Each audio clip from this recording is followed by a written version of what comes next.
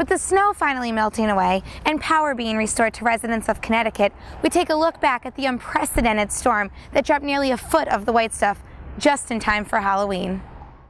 Winter Storm Alfred, which hit on October 29th, left nearly 850,000 Connecticut residents without power. In its path, it left downed trees and power lines that made it nearly impossible for residents to even leave their home. Having no power for a week is like having to be on hard labor, because you got to cut trees down, you got to burn firewood, you got to do all that stuff.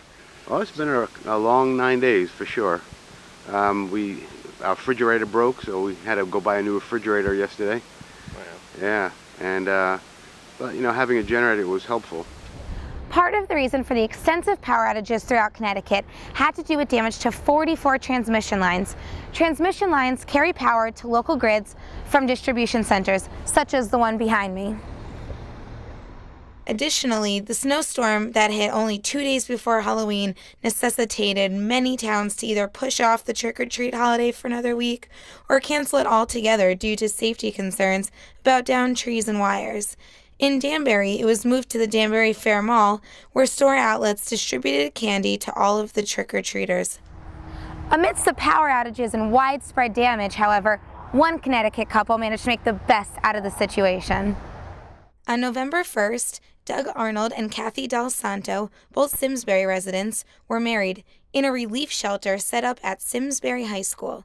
WCSU News caught up with them at Doug's office in Middletown to learn more about the story. And we had a very practical reason to get married on November 1st, which is so she could be on my health insurance policy.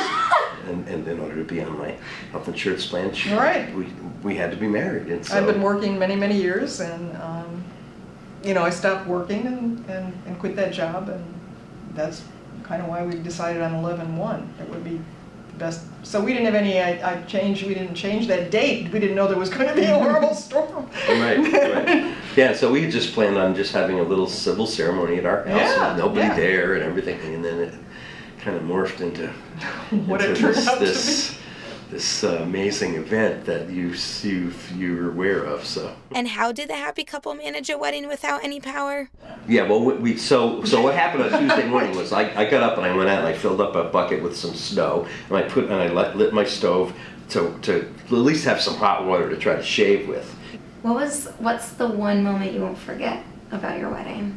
Oh, I think getting in line there and having that girl look at us go, do you know there's going to be a wedding today? And it's like, and we said, yeah, it's us. So it's you. And it's so we thought we just were going to go into a little classroom. And we opened it, and it's the small auditorium in the high school. And we walk in, and we saw how many people. The whole thing was full of people, and they started clapping like this. And then we noticed down in the corner were all these television cameras. It's like, oh my God, what's going on here? And so we just went with it. It was and it was a lot of fun. It'll be something we'll always treasure, because it was just such a neat.